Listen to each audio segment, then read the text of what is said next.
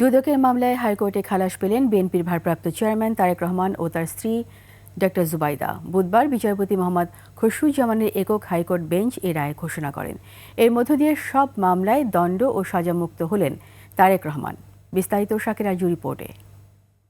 জীবন অবাক না করলে কে করবে? 28% মিল্ক ফ্যাটের অবাক করার সাথে ফ্রেশ মিল্ক পাউডার। জীবন অবাক করুক প্রতিদিন।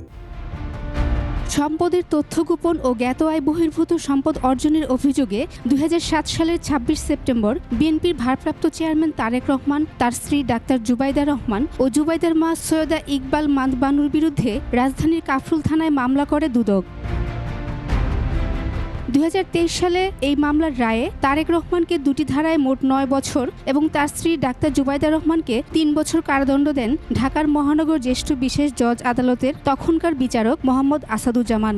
পাশাপাশি তারেক রহমানকে 3 কোটি ও জুবাইদা রহমানকে 35 লাখ টাকা অর্থদণ্ড দেন বিচারিক আদালত।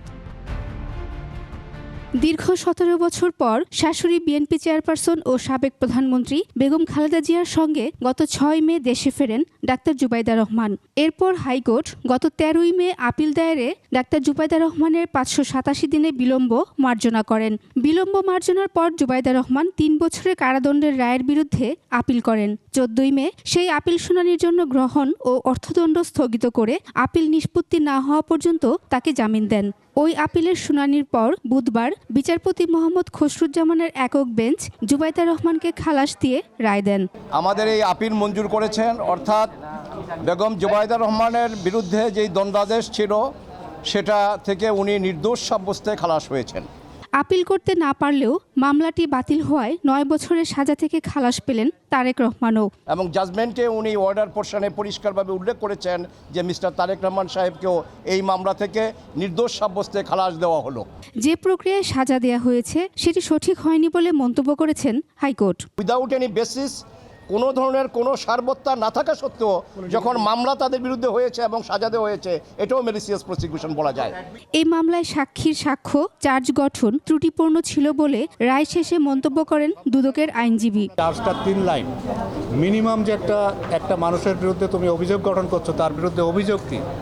একজন আসামি ভবিষ্যতে এসে যাতে তার যুক্তি খণ্ডন করতে পারে এই অভিযোগগুলোর ভিত্তিতে, সেই অভিযোগটাই উনি চার্জের মধ্যে লেখেন।